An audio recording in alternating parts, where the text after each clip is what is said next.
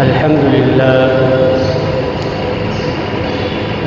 لله نحمده ونستعينه ونستغفره ونؤمن به ونتوكل عليه ونعوذ بالله من شرور أنفسنا ومن سيئات أعمالنا من يهده الله فلا مضل له ومن يضلله فلا هادي له ونشهد أن لا إله إلا الله وحده لا شريك له ونشهد أن سيدنا وحبيبنا وشفيعنا ومولانا محمدا عبده ورسوله صلى الله تعالى عليه وعلى آله وصحابه وبارك وسلم تسليما كثيرا أما بعد فأعوذ بالله من الشيطان الرجيم بسم الله الرحمن الرحيم أحل الله البيع وحرم الربا ونهى رسول الله صلى الله عليه وسلم عن بيع الغرر فقال رسول الله صلى الله عليه وسلم لا تبع ما ليس عندك صدق الله العظيم وصدق رسوله النبي الكريم الأمين ونحن على ذلك لمن الشاهدين والشاكرين والحمد لله رب العالمين. درود شریف پڑھ لیجیے.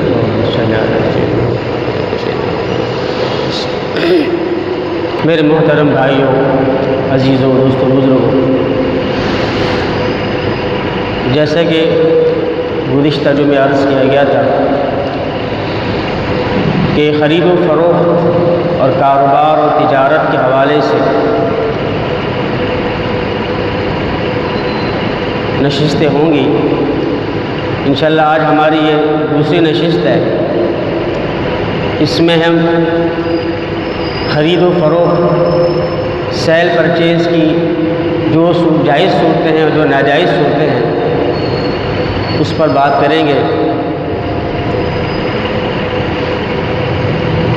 جس طریقے سے ہم جب ایک مکان بنانا چاہتے ہیں یا کوئی چارپائی بنانا چاہتے ہیں، کوئی دروازہ بنانا چاہتے ہیں، کوئی بھی چیز بناتے ہیں تو اس میں ایک تو مٹیریل ہوتا ہے اور ایک ہوتا ہے اس کا کاریگر. جیسے چارپائی ہے تو چارپائی کے لیے آپ کو رسی چاہیے اور اس میں لکڑی چاہیے، تو یہ اس کا مٹیریل ہے. اور جو کارپینٹر یا بڑھئی ہے جو اس کو بنائے گا وہ اس کا کاریگر ہے جو اس کو بناتا ہے. یہ ایک مکان ہوتا ہے تو مکان کے لیے ہمیں سیمنٹ، بجری، بلاک چاہیے، وہ اس کا مٹیریل ہے. اور جو مستری ہوگا، مزدور ہوگا، وہ بناتا ہے. اسی طریقے سے یہ جتنے معاملات ہوتے ہیں جیسے نکاح ہو گیا، یہ خرید و فروخت ہو گیا، اس میں بھی ایک مٹیریل ہوتا ہے اور ایک اس کے بنانے والے، کرنے والے ہوتے ہیں. جیسے نکاح میں دلہا دلہن یہ عاقدین ہوتے ہیں، یہ گویا کہ دونوں طرف فریقین ہوتے ہیں، اور وہ جو الفاظ وہ بولتے ہیں ایجاب و قبول کے جو الفاظ بولتے ہیں وہ مٹیریل ہوتا ہے. کہ ایجاب و قبول کے الفاظ نہ بولیں، مٹیریل نہیں ہوگا تو وہ نکاح بھی نہیں ہوگا. اسی طریقے سے یہ جو خرید و فروخت ہے، خرید و فروخت میں ایک تو وہ پارٹیز ہوتی ہیں، وہ فریقین ہوتے ہیں، بیچنے والا، خریدنے والا. یہ تو ہوتے ہیں اس کو بنانے والے، اس کو وجود میں لانے والے. اور اس کا مٹیریل کیا ہوتا ہے؟ مٹیریل یہ ہے کہ اس کے جو الفاظ ہوتے ہیں، آفر کے الفاظ، ایکسیپٹ کے الفاظ، یعنی کہ ایجاب و قبول کے الفاظ. اور اسی طریقے سے اس کی جو پرائز ہے اور اس کی وہ جو چیز ہے، یہ سب مل کے اس کا مٹیریل ہوتا ہے. اور اس کے بعد ایک چیز وجود میں آتی ہے، اس کو کہتے ہیں خرید و فروخت، ایک معاملہ. تو ہمارے علماء کرام نے ان تمام چیزوں پر الگ الگ بحث کی ہے. کہ ایک ہے جب ایک خرید و فروخت ہوتی ہے، اس کے اندر ایجاب و قبول ہوتا ہے، الفاظ ہوتے ہیں، اور اس کی ایک پارٹیز ہوتی ہیں، فریقین ہوتے ہیں جو خریدتے ہیں بیچتے ہیں۔ تیسرا اس کا ایک پرائز ہوتا ہے، ایک ثمن ہوتا ہے، ایک قیمت ہوتی ہے جس سے وہ خریدتا ہے، اور چوتھی اس کی وہ سبجیکٹ میٹر ہوتا ہے، یعنی کہ وہ چیز جس کو وہ خریدنا چاہتا ہے۔ تو ایک تو ہو گیا ایجاب قبول، الفاظ جس کے ذریعے سے ہم خریدتے ہیں، مثلا ہم دکان پہ جاتے ہیں، گوشت والے کے پاس، لکڑی والے کے پاس، ٹائل والے کے پاس، کترن والے کے پاس، دھاگے والے کے پاس، اور درزی کے پاس جاتے ہیں اور سودا کرتے ہیں۔ ہم اپنی بات بتاتے ہیں، وہ اپنی بات بتاتا ہے، ہم ایک آفر کرتے ہیں تو وہ اپنی دوسری آفر کر رہا ہوتا ہے۔ تو بعض اوقات تو ایسا ہوتا ہے کہ ہم نے ایک آفر کی، وہ کہتے ہیں ٹھیک ہے، ابھی وہ آفر کر رہا ہوتا ہے کہ یہ چیز میں نے آپ کو اتنے میں بیچی، اتنے میں میں بیچ رہا ہوں، یہ کیلے 50 روپے درجن دے رہا ہوں، لے لو، تو وہ آفر کرتا ہے اور ہم پیسے نکال کے دے دیتے ہیں، تو یہ گویا کہ وہ ہم ایکسیپٹ کر رہے ہیں، قبول کر رہے ہیں۔ باہر ممالک میں یا بہت سے جو شاپنگ مالز ہوتے ہیں اس میں مشینیں بنی ہوئی ہوتی ہیں، مشین میں آپ پیسے ڈالتے ہیں اور دوسری طرف سے وہ چیز آپ کو مل جاتی ہے۔ وہ ہے کہ مشین میں جو آپ پیسے ڈال رہے ہیں تو آپ آفر کر رہے ہیں کہ مجھے دال چاہیے 5 کلو، آپ وہاں پہ لکھ دیتے ہیں تو آپ وہ آفر کر رہے ہیں، اور وہاں سے وہ مشین آپ کو وہ چیز لا کے دے دیتی ہے، وہ ہے کہ آپ کی آفر اس نے قبول کر لیا، ایکسیپٹ کر لیا۔ تو قدیم طریقہ تو یہ ہے جو ہمارے ہاں آج بھی رائج ہے کہ ہم زبان سے ایک چیز، یا دکاندار کہتے ہیں یا ہم کہتے ہیں کہ بھائی یہ چیز اتنے میں دے دو، وہ کہتے ہیں کہ دے دی، تو یہ آفر ہو گیا، وہ ایکسیپٹ ہو گیا۔ یا پھر مشین کے ذریعے سے بھی ہوتا ہے کہ ہم ایک چیز ہم ڈالتے ہیں، جب ہم پیسے نکلوانے کے لیے جاتے ہیں ATM مشین میں، تو ہم سے مختلف معلومات مانگتا ہے کہ اپنا کوڈ ڈالو، یہ ڈالو، وہ ڈالو، تو ہم گویا کہ آفر کر رہے ہوتے ہیں، ہم اس میں اپنا ایک چیز کہہ رہے ہوتے ہیں کہ ہمیں یہ چیز چاہیے، تو بدلے میں وہ چیز ہمیں پیسے دے دیتا ہے، قبول کر کے وہ ہمیں دے دیتا ہے۔ تو یہ اس کو کہتے ہیں ایجاب و قبول۔ اور ایجاب و قبول کے لیے ضروری ہے کہ وہ جس مجلس میں ہم یہ بات کر رہے ہیں، جس مجلس میں سودا ہو رہا ہے، اسی مجلس میں سودا پکا ہو جائے۔ مثال کے طور پر اگر 2 آدمی فروٹ خرید رہے ہیں، تو اگر میں جاتا ہوں اور کہتا ہوں کہ یہ مجھے یہ کیلے مجھے جو ہے 50 روپے کے کی بجائے 40 روپے کے دے دو، وہ کہتے ہیں نہیں بھائی 50 روپے سے کم نہیں ہوگا، آپ کو 50 کا لینا 50 کا لینا۔ تو اگر میں وہاں سے چلا جاتا ہوں لیے بغیر چلا جاتا ہوں، تو وہ ہے کہ ہماری بے ادھوری رہ گئی، اس نے آفر کی 50 کی اور میں اٹکا رہا 40 پہ، تو ہماری یہ ایجاب و قبول نامکمل ہوا۔ اس نے ایک چیز کی آفر کی، میں نے اس کے بدلے میں دوسری آفر کی، قبول کسی نے بھی نہیں کیا، صرف آفر پہ معاملہ ختم ہو گیا۔ لیکن میں نے اگر اس کی بات قبول کر لی یا اس نے میری بات قبول کر لی، اسی وہاں کھڑے یہ قبول بھی ہو گیا، اسی مجلس میں ہو گیا، تو یہ آپ کا معاملہ مکمل ہو گیا۔ لیکن اگر مثال کے طور پر میں نے کہا کہ یہ چیز مجھے 45 کی دے دو، وہ کہہ رہے میں 45 کی میں نہیں دے رہا ہوں، تو میں چلا گیا، اور جانے کے بعد میں کہتا ہوں کہ بھئی آپ 50 کی کہہ رہے تھے، مجھے 50 کی دے دو، وہ کہہ رہے میں 50 کی بھی نہیں دے رہا ہوں، اب میں 60 کی دے رہا ہوں، لینا ہو تو لو۔ تو اب ہم یہ اس کو جبر نہیں کر سکتے کہ آپ نے تو 50 کا کہا تھا، مجھے 60 کی دے رہے ہو، اس لیے کہ وہ جو پہلا معاملہ تھا وہ 50 کا، وہ الگ تھا، پہلی آفر الگ تھی 50 کی، اور اب وہ میں گھوم پھر کے آ گیا اور اب کہہ رہا ہوں کہ مجھے 50 کی دے دو، تو کیونکہ وہ پہلے والی آفر ختم ہو گئی ہے، لہذا اب میں اس پر جبر نہیں کر سکتا مجھے 50 کی دو، بلکہ وہ اگر وہ 55 کہتا ہے یا 60 کہتا ہے، مجھے اگر چاہیے تو ٹھیک ہے لے لو، ورنہ وہ جو اس نے پہلے 50 کہے تھے اب وہ ختم ہو گیا معاملہ۔ تو کہنے کا مقصد یہ ہے کہ ایک مجلس میں جو آفر ہوتی ہے اسی مجلس میں اس کو قبول کرنا ہوگا۔ اگر اس مجلس میں ہم نے اس آفر کو قبول نہیں کیا، اس پیشکش کو قبول نہیں کیا، تو اس مجلس کے ختم ہونے کے بعد میں اگر گھوم پھر کے ایک بندہ آتا ہے اور اسی آفر پر اگر وہ معاملہ کرنا چاہتا ہے، اگر تو وہ دکاندار قبول کر لیتا ہے تو ٹھیک ہے، لیکن اگر وہ اپنی زبان بدل لیتا ہے تو بدلنے کی اس کو مطلب وہ بدل سکتا ہے، اس لیے کہ وہ پہلا معاملہ الگ تھا، اب یہ معاملہ الگ ہے۔ تو اس کا مطلب یہ ہوا کہ ایجاب و قبول جو ہوتا ہے اس کا اثر وہ اس مجلس تک رہتا ہے، مجلس کے بعد اس کا وہ جو اثر ہے وہ ختم ہو جاتا ہے، اب وہ ایک نیا معاہدہ کرنا ہوگا آپ نے۔ اسی طریقے سے ایجاب و قبول کے جو الفاظ ہیں اس کے لیے ضروری ہے کہ وہ ایسے الفاظ ہوں جس سے معاہدے کا بالکل پکا ٹھکا ہونا پتہ چلتا ہو۔ مثلا یہ الفاظ ہوں کہ میں نے یہ چیز خریدی، وہ کہہ رہا ہے ٹھیک ہے میں نے دے دی، یا میں نے کہا کہ مجھے چیز دے دو، وہ کہہ رہا ہے کہ ٹھیک ہے لے لو، تو یہ ہو گئی پکے الفاظ۔ لیکن اگر وہ کہتا ہے کہ آپ یہ چیز لے لو، میں کہتا ہوں کہ میں لے لوں گا بعد میں لے لوں گا، آپ سے 1 مہینے کے بعد لے لوں گا، تو لے لوں گا کہ جو الفاظ ہے وہ اس سے کوئی سیل پرچیز کا معاہدہ، کوئی کانٹیکٹ وجود میں نہیں آئے گا، اس سے معاملہ وجود میں نہیں آئے گا، یہ وعدہ کہلائے گا۔ جیسے ایک آدمی اپنی بیوی سے کہے کہ میں طلاق دے دوں گا، تو دے دوں گا کہ الفاظ دھمکی کے الفاظ کہلائیں گے اور اس سے طلاق نہیں ہوگی۔ اسی طریقے سے اگر وہ یہ کہتا ہے کہ میں آپ کو یہ چیز بیچوں گا، یا خریدنے والا کہتا ہے کہ میں یہ چیز خریدوں گا، تو یہ فیوچر سیل ہے، یہ فارورڈ سیل ہے، یہ اس سے معاملہ درست نہیں ہے اس طریقے سے۔ ہاں البتہ اگر آپ کرایہ داری کا معاملہ کر رہے ہیں تو کرایہ داری کے معاملے میں آپ ایسا کہہ سکتے ہیں کسی سے کہ میں آپ کا مکان 2 مہینے کے بعد دینا چاہتا ہوں، میں 2 مہینے کے بعد آپ کا مکان لوں گا، آپ مجھے دیں گے؟ وہ کہتے ہیں ٹھیک ہے یہ 2 مہینے کے بعد لے لینا، 2 مہینے کے بعد میں آپ کو دے دوں گا۔ تو کرایہ داری میں تو یہ معاملہ جائز ہے کہ آپ اس چیز کو کرایہ داری کو فارورڈ کر رہے ہیں، فیوچر میں کر رہے ہیں، وہ جائز ہے، لیکن جو بے ہوتی ہے، یہ جو معاملہ ہوتا ہے سیل پرچیز کا،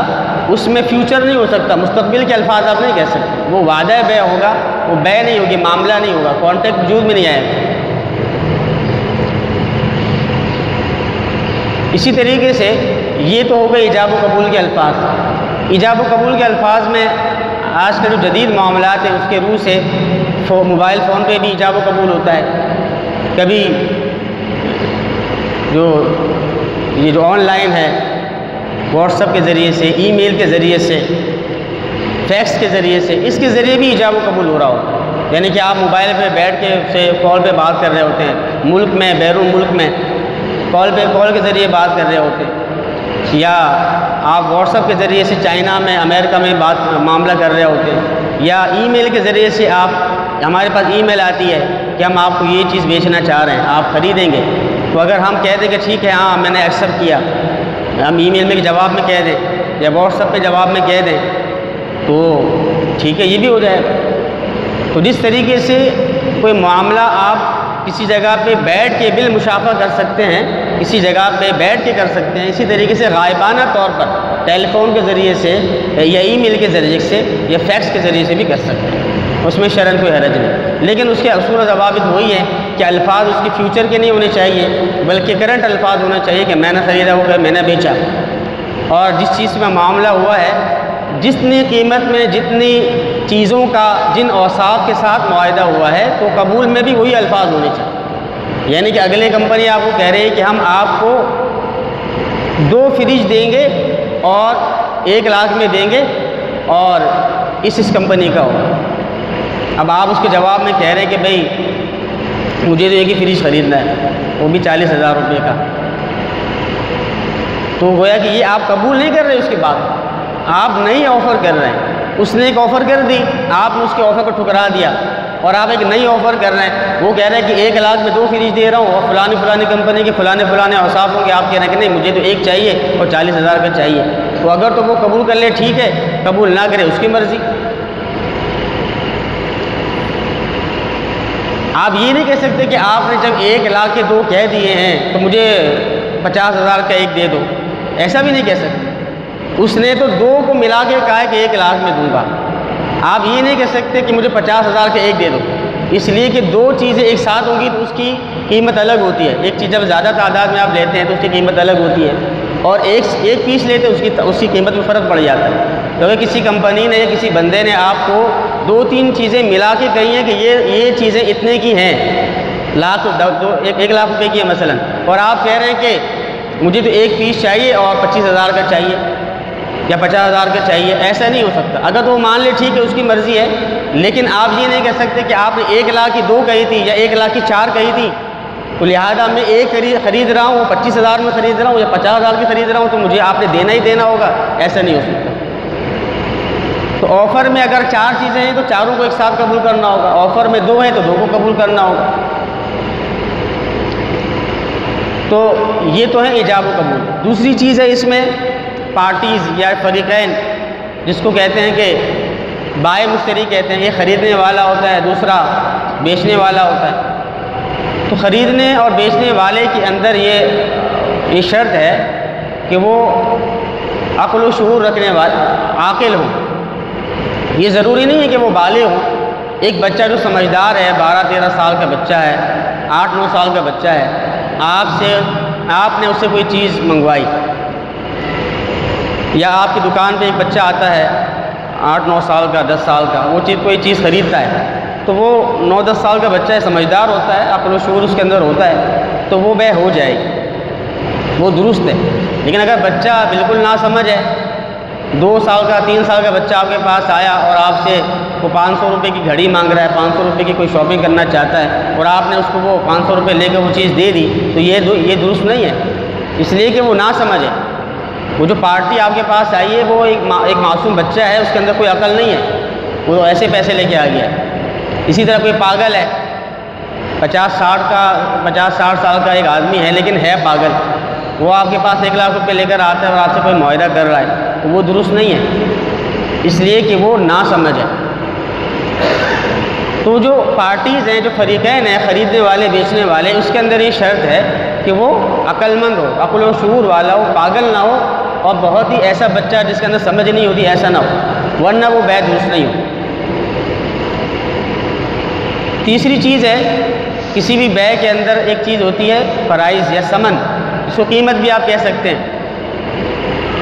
تو قیمت معلوم ہونی چاہیے، اگر قیمت کو آپ نے مجہول چھوڑ دیا تو وہ درست نہیں ہوگا۔ آپ کہہ رہے ہیں کہ میں نے آپ کو یہ گھڑی بیچی، آپ کو یہ گھڑی بیچ دی، آپ کو یہ مکان بیچ دیا، کوئی بھی چیز آپ نے نام لے کر کہا کہ آپ کو یہ چیز بیچ دی، لیکن قیمت بتا ہی نہیں رہے، تو وہ کر لیں گے، تو یہ نہیں ہوا، یہ درست نہیں ہے، یہ درست نہیں ہے، اس لیے کہ پرائز بتانا ضروری ہے۔ بہت سے لوگ جو ہیں وہ دوستی یاری میں وہ بتاتے ہی نہیں ہیں، یا وہ اس کو مجہول رکھتے ہیں۔ اور دیکھیں، متعین کر لینے میں فائدہ بھی ہے، دونوں طرف کا فائدہ بھی ہے۔ شریعت کا جو حکم ہے وہ انسان کے فائدے کے لیے ہوتا ہے۔ شریعت نے کہا ہے کہ ایک چیز کو طے کر لیا کرو، اگر طے نہیں کرو گے تو وہ درست نہیں ہوگا، اور اس میں دنیاوی طور پر نقصان بھی ہوتا ہے۔ نقصان یہ ہوتا ہے کہ آپ کے ذہن میں مثلا یہ تھا، مثلا ایک صابن آپ نے خریدا، آپ کے ذہن میں یہ کہ یہ صابن کو 50 روپے کا ہوگا، آپ نے لے لیا ہوگا، قیمت کتنی ہے، وہ کر لیں گے، اب آپ تو چلے گئے کر لیں گے، لیکن اس نے بعد میں بتایا کہ یہ تو 80 روپے کا ہے۔ اب دیکھیں، اس نے آپ کو کر لیں گے کے اندر جو نا اس نے 30 روپے آپ سے زیادہ لے لیے، اب آپ اس سے جھگڑ پڑیں گے کہ نہیں بھائی، یہ تو 50 روپے کا ہوتا ہے، تم 30 روپے زیادہ لے رہے، تو بولے گا کہ نہیں یہ تو اس کی تو مجھے تو اتنے پڑا ہے، اور تو قسمیں کھائے گا جھوٹی۔ تو بہرحال اگر آپ نے پہلے سے طے کر لیا ہوتا تو یہ نوبت ہی نہ آتی۔ یا دکاندار کو بھی اس طرح نقصان ہو سکتا ہے کہ دکاندار اگر وہ طے نہیں کرے گا ایک چیز کو، تو ممکن ہے کہ اس چیز کی قیمت مثلا 50 روپے ہے، وہ جو اگلا بندہ ہے وہ آپ کا دوست ہو کے رہے، وہ کہہ رہا ہے بھائی میں تو 50 روپے نہیں دے رہا ہوں، یہ 30 روپے پکڑ، 30 روپے دیکھو آپ کو چلا جائے گا، اور دوستی یاری میں آپ کو کچھ کہہ بھی نہیں سکتے۔ تو اس لیے شریعت کا جو بھی حکم ہے وہ انسان کے فائدے کے لیے، انسان کو چاہیے کہ وہ چیزوں کو طے کر لے۔ تو پرائز یا ثمن جو ہے وہ قیمت وہ طے ہونی چاہیے، چاہے کوئی سا بھی آپ معاملہ کریں، چاہے آپ جائیداد کا معاملہ کر رہے ہیں، مکان کا معاملہ کر رہے ہیں، یا اپنا کوئی سا بھی آپ کا کاروبار ہے، اس میں چیز کی قیمت کو اسی وقت بتا دینا چاہیے، چاہے آپ کا دوست ہو یا کوئی سے بھی پارٹی ہو۔ چوتھی چیز ہے جو سب سے اہم چیز ہے وہ ہے مبی کا مطلب یہ ہے کہ وہ چیز جو آپ خریدنا چاہ رہے ہیں، جس کو انگریزی میں کہتے ہیں سبجیکٹ میٹر، جس کو آپ خریدنا چاہتے ہیں، تو اس کے اندر کئی شرائط ہیں کہ وہ کس طرح کی ہونی چاہیے۔ سب سے پہلی چیز تو یہ ہے کہ وہ جو چیز ہے جس کو آپ خریدنا چاہتے ہیں وہ مال ہو۔ مال کسے کہتے ہیں؟ مال کا مطلب یہ ہے کہ جس کو لوگ مال سمجھیں، ہر وہ چیز جس کو لوگ مال سمجھیں، چاہے سب لوگ مال سمجھیں، کچھ لوگ مال سمجھیں، اور شریعت نے بھی اس سے فائدہ اٹھانے کو جائز کہا۔ یعنی دیکھیں نا، اب شراب ہے، خنزیر ہے، اس کو کافر لوگ مال سمجھتے ہیں، اور بہت سے مسلمان بھی اللہ معاف فرمائے شراب پیتے ہیں اور اس کا کاروبار بھی کرتے ہیں، اس کو مال سمجھتے ہیں۔ تو صرف لوگوں کا مال سمجھ لینا کسی چیز کو یہ کافی نہیں ہے، بلکہ مال ہونے کے ساتھ ساتھ شریعت نے اس سے فائدہ اٹھانے کو جائز بھی کہا، تو تب جا کے وہ مال بنے گا، اور اس کو ہم اسٹاک بھی کر سکتے ہیں۔ تو یہ ساری صفات اس کے اندر پائی جائے گی، یعنی کہ اس کو اسٹاک کیا جا سکتا ہو، ذخیرہ کیا جا سکتا ہو، لوگ اس کو مال سمجھتے ہوں، لوگ اس کو ایک قیمتی چیز سمجھتے ہوں، اور شریعت نے بھی اس سے فائدہ اٹھانے کو جائز کہا ہو، تو وہ ہوتا ہے مال۔ اب مثال کے طور پر ایک مرغی والا ہے، مرغیاں مر گئیں، اب وہ کیا کرتا ہے، اسی مرغی کو پھر بھی کاٹ کے بالکل صاف کر کے آپ کو بیچ دیتا ہے۔ یا کوئی کسائی ہے، اس نے کیا کیا کہ بھینس مر گئی یا گائے مر گئی، اس نے اسی کو نہلا دھلا کے کیا کر دیا، اس کو بیچ دیا۔ تو یہ تو مردار بیچ رہا ہے، اور مردار مال نہیں ہے، تو وہ جو پیسے کما رہا ہے وہ حرام کما رہا ہے۔ وہ جو چیز بیچ رہا ہے، وہ مرغی والا، وہ گوشت والا، وہ جو چیز بیچ رہا ہے، یا وہ شراب بیچنے والا شراب بیچ رہا ہے، وہ سمجھ رہا ہے میں مال بیچ رہا ہوں، حالانکہ وہ مال نہیں ہے، شریعت کی نظر میں مال نہیں ہے، اگرچہ وہ اس کو مال سمجھ رہا ہے۔ یا ہو سکتا ہے کہ غیر مسلم کافر لوگوں کے نزدیک مال ہو، لیکن اسلام کی نظر میں یہ مال نہیں ہے، وہ حرام کا مال۔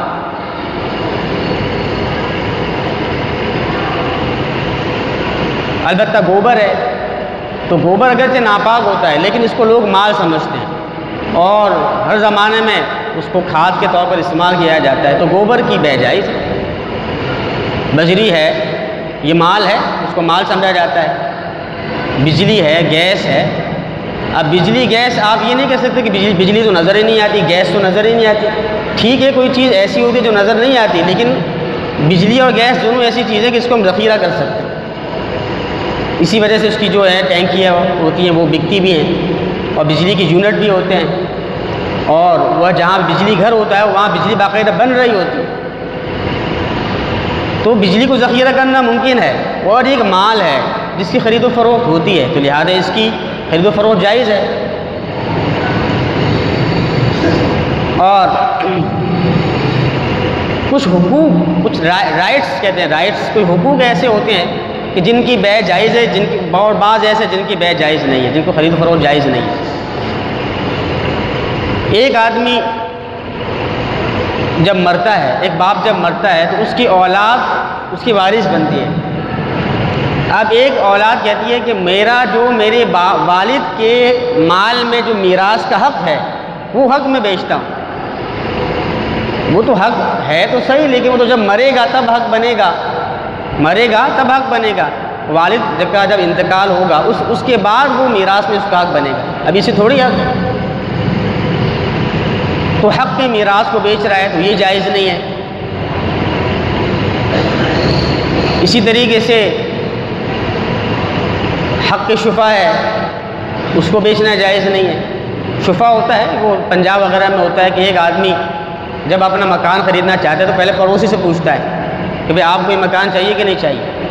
اگر تو اس سے پوچھے ٹھیک ہے، وہ کہتا ہے مجھے نہیں چاہیے تو دوسرے کو بیچ دے، لیکن اگر وہ اس سے پوچھے بغیر کسی اور پارٹی کو بیچ دیتا ہے تو جو پڑوس والا ہے اس پر حق کی شفا کر دیتا ہے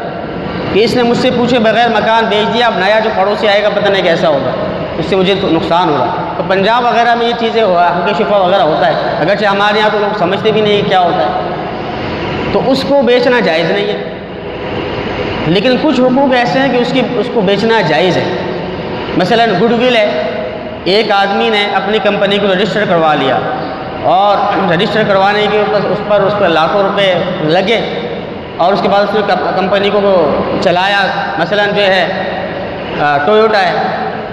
ٹویوٹا ایک نام ہے، یا ہونڈا ایک نام ہے، یا جے ایک نام ہے، اس نے کتنا محنت کی اور ایک محنت کے بعد ایک نام بنا لیا،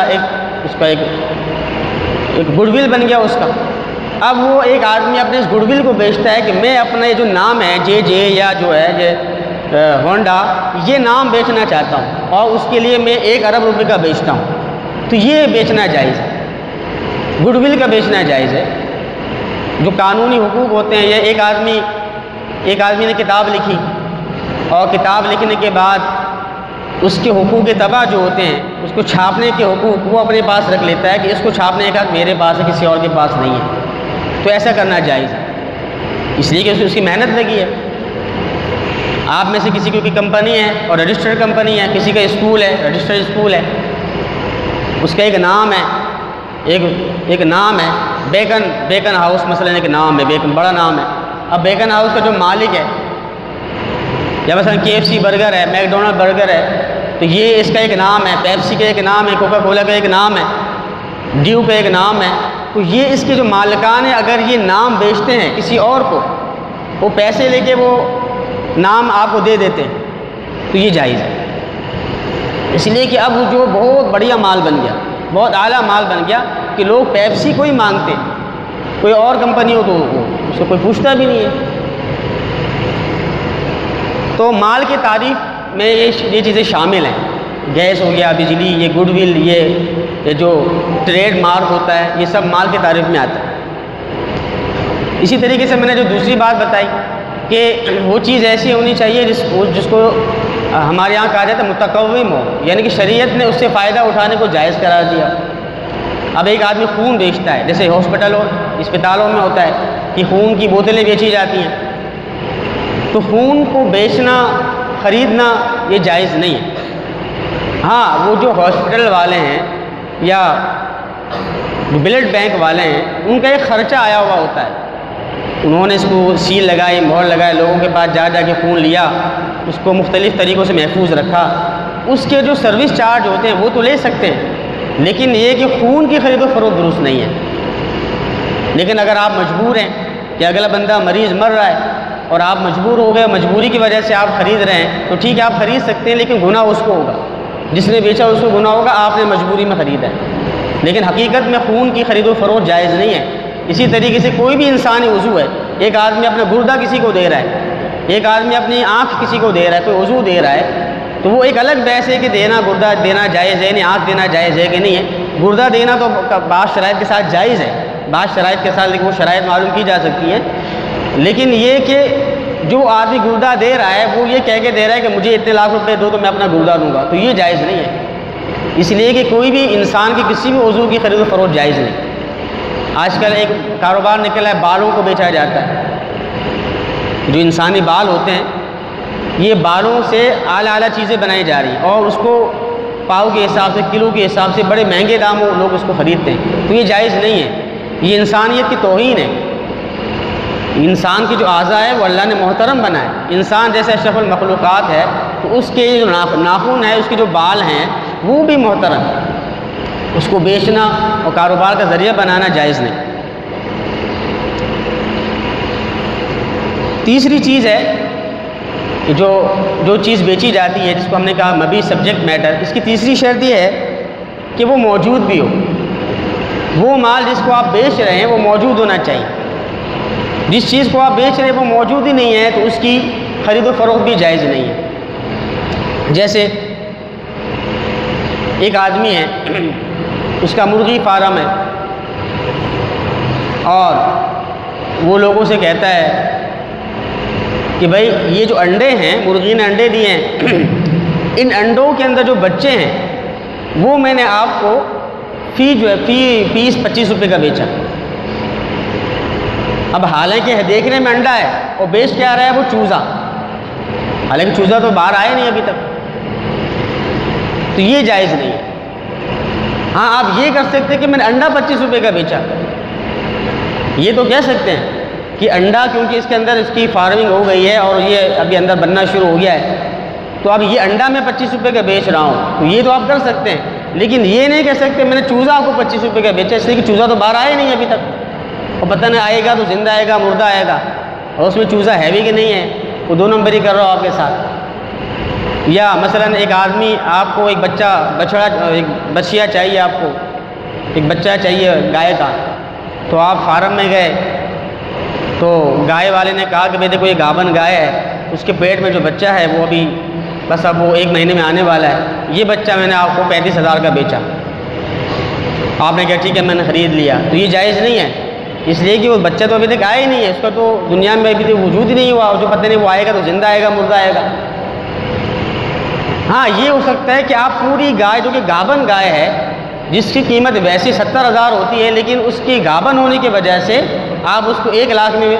بیچ دیں، یہ تو ہو سکتا ہے، لیکن اس بچے کی جو کہ ابھی پیٹ کے اندر ہے وہ جائز نہیں اس کی خرید و فروخت۔ اسی طریقے سے گاؤں دیہاتوں میں یا کھیتوں میں یہ عموماً اصول پایا جاتا ہے، یہ طریقہ ہوتا ہے کہ درختوں میں اور کھیتوں میں ابھی تک پھل لگا نہیں ہوتا، آم کے درخت پہ آم لگے نہیں ہوتے، خربوزے کے اس کے جو درخت ہیں اس پہ تربوزہ لگا نہیں ہوتا، اس سے پہلے 10 سال پہلے سے اس کو بک کروا لیتے ہیں، تو ابھی تک اس کا وجود ہی نہیں ہے۔ کچھ نہ کچھ اگر پھل پھول آ گیا ہو تو چلو ہم یہ کہتے ہیں کہ یہ پھل پھول آپ نے خرید لیا، لیکن پھل پھول تک نہیں آیا ہے، بالکل خالی ہے، کچھ بھی نہیں ہے، تو پھر یہ جائز نہیں ہے۔ ہاں یا تو آپ وہ درخت ہی خرید لو سارے، کہ میں نے درخت خرید لیے، آپ نے کہا کہ میں نے درخت اتنے ارب اتنے کروڑ روپے کے اتنے لاکھ روپے کے خرید لیے، تو جب درخت ہی آپ کے ہو گئے تو جو آم ہوں گے یا خربوزہ ہوگا وہ بھی خود بخود آپ کا ہوگا۔ لیکن اس طرح بے کرنا کہ یہ خربوزہ میں نے خریدا، خربوزے خریدو، خربوزے تو ہے ہی نہیں ابھی تک، وہ تو آئیں گے سال بعد آئیں گے، یہ 6 ماہ کے بعد آئیں گے۔ اسی طریقے سے چوتھی شرط، اس بیچی گئی اور خریدی جس چیز کو ہم خرید رہے ہیں سبجیکٹ میٹر، اس کے جائز ہونے کی ایک شرط یہ ہے کہ وہ آپ کی ملکیت میں ہو۔ ایک چیز جو ملکیت میں ہے ہی نہیں اس کی خرید و فروخت بھی درست نہیں ہے۔ اب جیسے آپ کو پتہ ہے کہ یہ جو مارکیٹ ہے فلانی مارکیٹ، اس میں چوری کا مال بکتا ہے، چھینا ہوا مال بکتا ہے،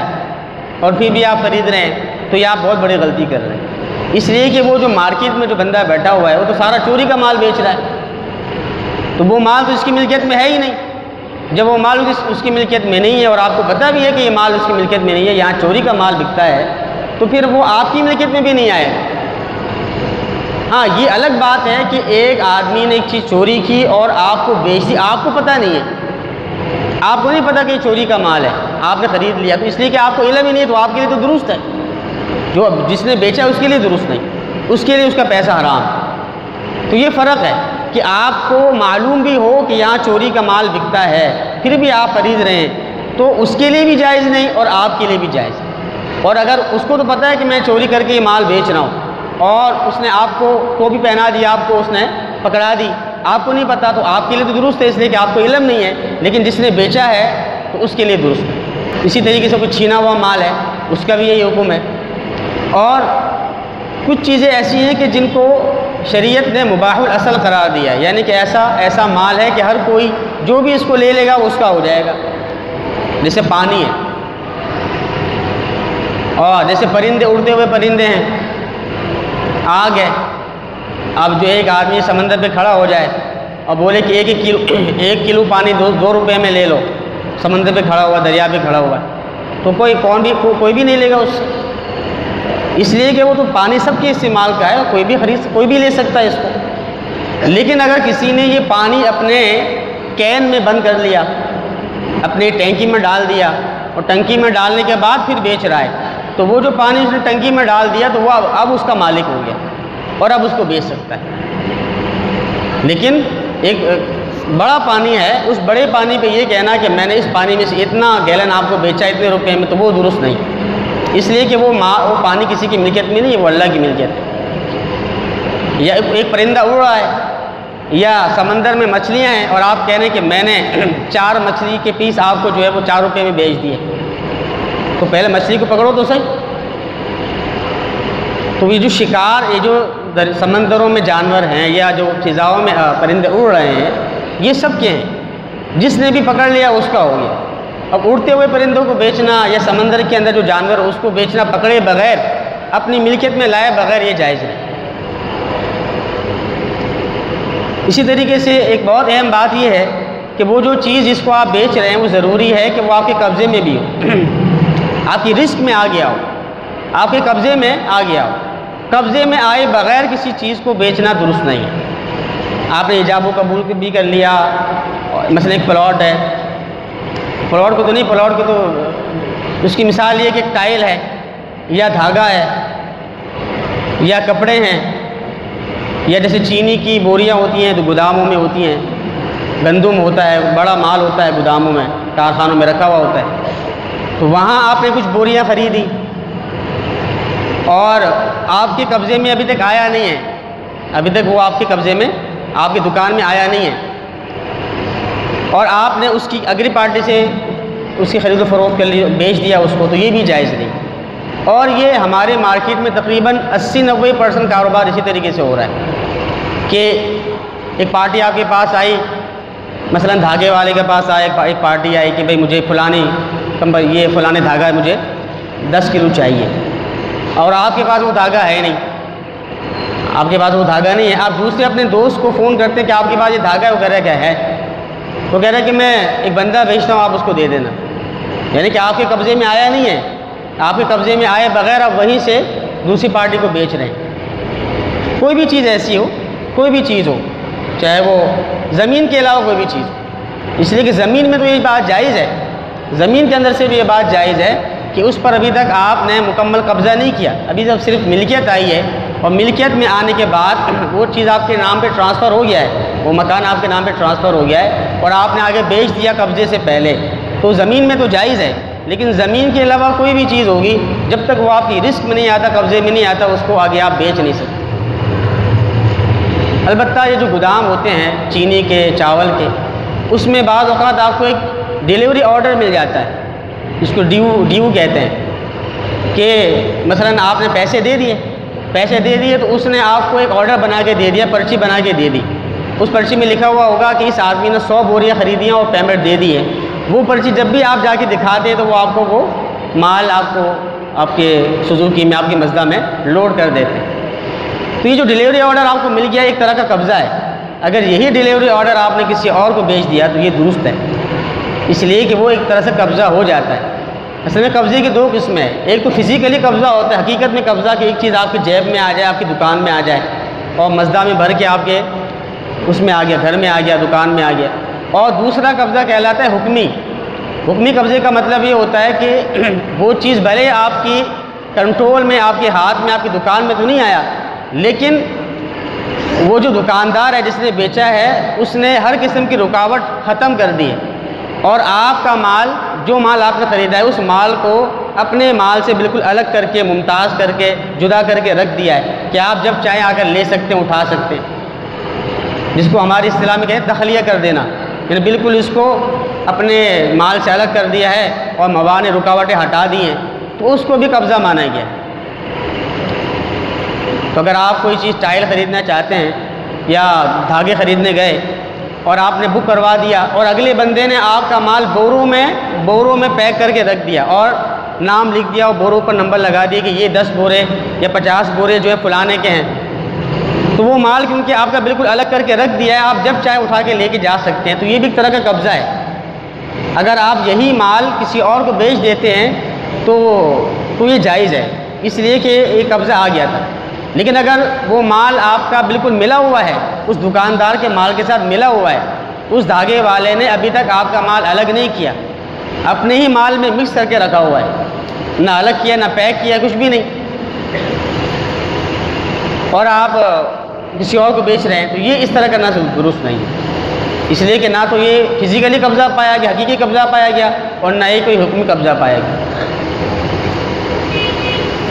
اسی طریقے سے ایک ضروری چیز یہ ہے کہ ایک چیز جس کو آپ بیچ رہے ہیں وہ آپ کے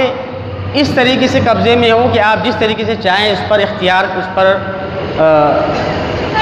کام کر سکتے ہوں اور آپ اس کو حوالے کر سکتے ہو کسی اور کے۔ جیسے کہ مثال کے طور پر ایک آپ کی گاڑی ہے وہ گم ہو گئی، آپ کی گاڑی گم ہو گئی، اور وہ گمشدہ گاڑی آپ کسی کو بیچ رہے ہیں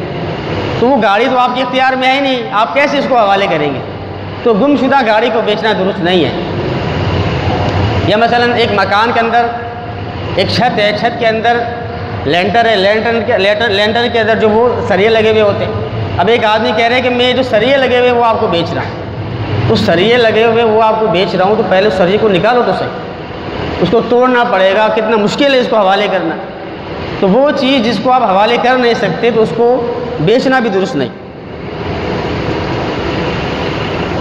تو یہ کچھ ضروری شرائط تھی۔ اس کے علاوہ اور بھی شرط ہے کہ وہ جو چیز آپ بیچ رہے ہیں، جو چیز بیچ رہے ہیں وہ معین ہو، مجہول نہ ہو، اس میں کسی قسم کی جہالت نہ ہو، کوانٹٹی معلوم ہو، اس کی مقدار معلوم ہو، روپے کی مقدار معلوم جس طرح ہوتی ہے اس طریقے سے اگر وہ چیز آپ بیچ رہے ہیں تو وہ کتنی مقدار میں ہے، کوانٹٹی کتنی ہے، کتنے کلو ہے۔ اگر کلو سے بکتی ہے تو کلو معلوم ہونا چاہیے، پیس کے حساب سے بکتا ہے تو پیس معلوم ہونے چاہیے کہ اتنے 100 200 جتنے بھی ہیں وہ معلوم ہونے چاہیے۔ تو یہ کچھ ضروری شرائط تھی۔ اب آخر میں 1-2 منٹ ہیں، اس میں کچھ موٹی موٹی جو ہمارے معاشرے میں کچھ خرید و فروخت کی صورتیں ہیں ان کے اوپر بھی بات ہو جائے۔ مثلا ایک چیز ہوتی ہے جس کو کہتے ہیں نیلامی، نیلامی کی بے کرنا۔ نیلامی کا مطلب کیا ہوتا ہے کہ آپ بولی لگا کے کوئی چیز بیچتے ہیں۔ اگر آپ جس چیز کی بولی لگا کے بیچ رہے ہیں وہ اگر آپ کا مال ہے، چوری کا مال نہیں ہے، چھینا ہوا مال نہیں ہے، آپ کا اپنا مال ہے اور تمام شرائط پائے جا رہی ہیں، لیکن آپ اس کو بیچنے کا طریقہ یہ اختیار کرتے ہیں کہ بولی لگاتے ہیں اور جس کی بولی زیادہ آتی ہے آپ اس کو بیچتے ہیں، تو ایسا کرنے میں کوئی حرج نہیں ہے، شرعاً جائز ہے۔ اسی طریقے سے دوسری صورت ہوتی ہے ٹینڈر۔ ٹینڈر آپ نے دیکھے ہوں گے اخبارات میں ٹینڈر آتے ہیں کہ حکومت کو پل بنانا ہے، یا کوئی بھی ایک پرائیویٹ آدمی ہے، پرائیویٹ کمپنی ہے، وہ بھی کہہ سکتی ہے کہ ہمیں فلانی چیز بنانی ہے تو جو ہمیں کم سے کم ریٹ دے گا اس سے ہم یہ کام کروائیں گے۔ تو اب وہ مختلف لوگ آتے ہیں، وہ کوئی اس کو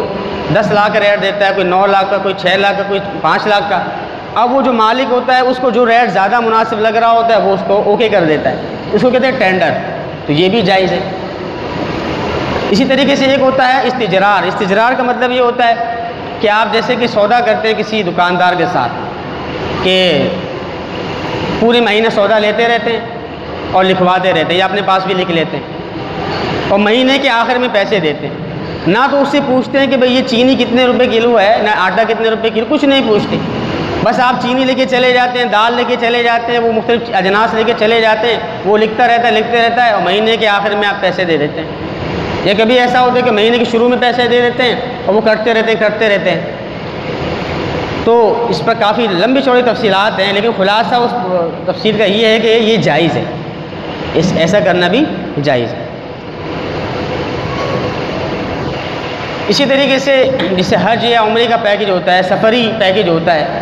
اس میں آپ نے دیکھا ہوگا کہ وہ آپ سے لم سم قیمت دے لیتے ہیں اور اس میں بہت ساری سہولیات دیتے ہیں کہ ہم آپ کو کھانا بھی دیں گے اور آپ کو ٹکٹ بھی ہم دیں گے اور اتنی جگہ پہ گھمائیں گے۔ تو ایک ہی سفر میں کئی سارے کانٹیکٹ ہو رہے ہوتے ہیں، خریداری کے بھی اور رہائش کے بھی اور گھمانے کے بھی۔ حالانکہ شریعت کے اعتبار سے ایک چیز کے اندر کئی چیزوں کو جمع کرنا، ایک معاملے میں کئی معاملوں کو جمع کرنا جائز نہیں ہے، لیکن یہ معاملہ یہ علماء فرماتے ہیں کہ یہ معاملہ جائز ہے۔ اس کی ایک اپنی وجوہات ہیں کہ وہ اس میں کوئی نزاع نہیں ہوتا، کوئی جھگڑا نہیں ہوتا، تو یہ جائز ہے۔ تو یہ کچھ ضروری چیزیں تھیں جس میں کون سی صورتیں جائز ہے کون سی ناجائز ہے، اس میں کچھ تفصیل تھی۔ تو دعا ہے کہ اللہ تبارک و تعالیٰ ان باتوں کو سمجھنے کی توفیق عطا فرمائے۔